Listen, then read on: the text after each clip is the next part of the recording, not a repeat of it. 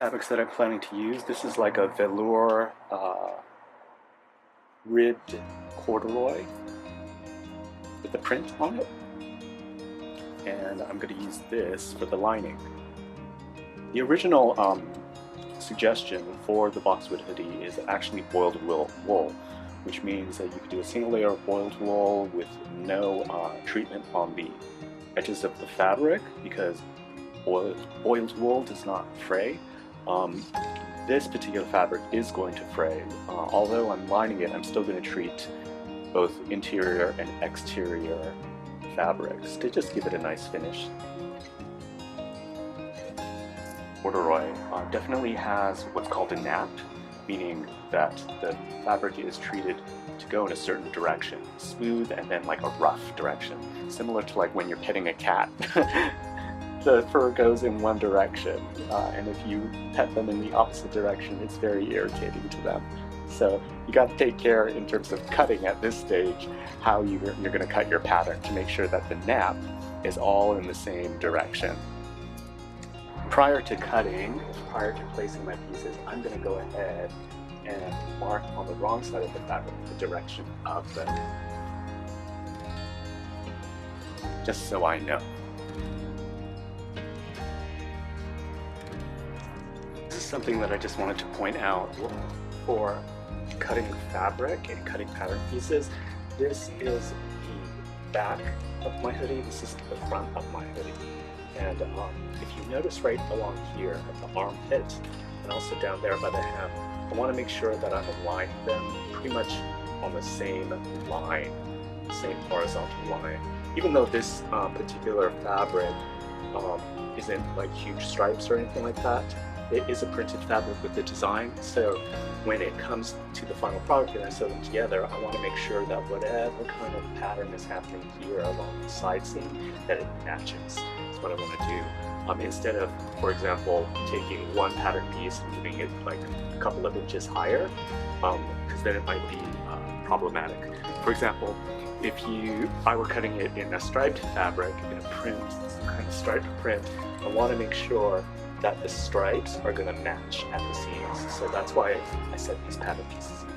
It's always just kind of a good practice to do, if you can afford the fabric, that is, if you have enough fabric to be able to do that. When you're working with something like a stripe or a print or a plaid, you're going to want to order more fabric than usual for a big project. I just like to get into the habit of this so that it becomes second nature to me. Anyhow, moving on. The thing I want you to notice is I took the edge of the fabric and I took them to the middle. This way I can maximize the use of the actual fabric.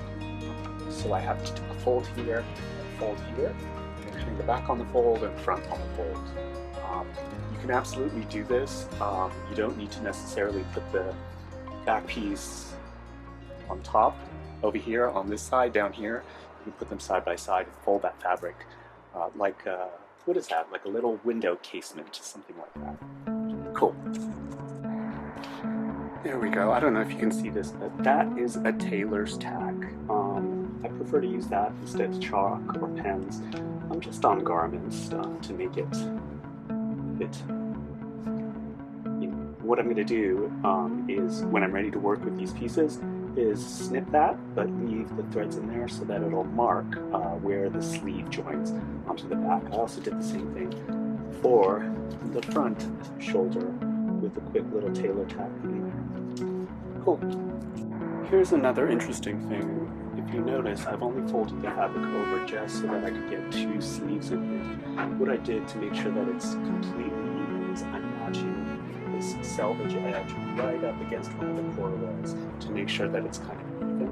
Then I'm also making sure that this folded edge is absolutely flat and I can even feel one of the corduroys going straight up. The reason is I want to make sure that this sleeve, when it's constructed, has perfect corduroy lines going down instead of like a weird diagonal or something like that. What I'm also going to do is I'm going to measure and make sure that this grain line is absolutely parallel to the edge of my fabric right here. That way it's going to further ensure that I'm right smack dab, even rows on that same line. Wish me luck! Okay, I want to show you what I did. What I did was I took my ruler and I made sure that that 4-inch line was absolutely right on my selvage, because I'm trusting that my selvage is completely straight. And then I went to the actual grain line. See where the 17 is? I made sure that it's right smack dab parallel. So I'm going to trust that the pattern is even, and I'm also going to trust that I got my fabric correct and cut out some beautiful sleeves. Wish me luck. That I want to point out about sleeves, they look at first glance to be like symmetrical, like it's an even pattern, but a lot of times it's not. And the reason why is that you need to pay attention to where the shoulder or the sleeve attaches to the shoulder. Sometimes a slight difference in length and curve makes a huge difference. As you can see where I tailor tack, that's a 1 mark.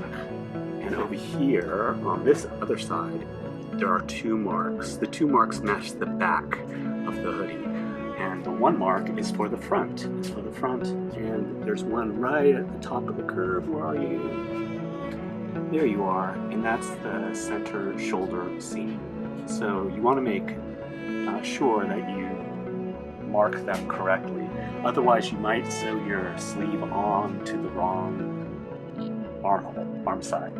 Okay, thanks. You remember when I was talking about the grain line? Here's the inside of the seam. Look at how straight and beautiful those sleeve corduroy lines, I hope you can see it, look. I am hoping that the sleeve, once put onto the garment, will reflect this precision.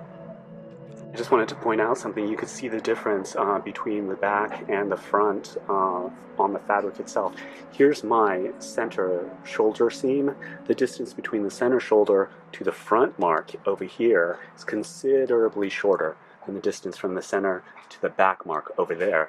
Meanwhile, this distance here from the underarm to the first mark on the front is approximately the same as from the underarm to the back. So essentially the back has a lot more room, which makes sense because like if you're driving a car or holding a box, anything with your arms in front of you, you're going to need some extra give along your shoulder blades in the back there. Cool. Just to be extra careful, I went ahead and marked front and back of the sleeve so that I know which side needs to go towards the front, which side needs to go to the back, and I've done that to both pieces. Using the same technique with the hood that I did with the sleeve, first manipulated the fabric to make sure that it's completely even, the selvage is completely even to one of the corduroy lines, making sure that there's a line that I can actually feel right here so it's completely even and flat.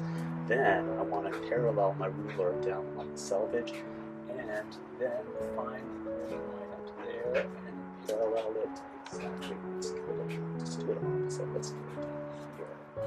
Let's do it slightly away from the selvage.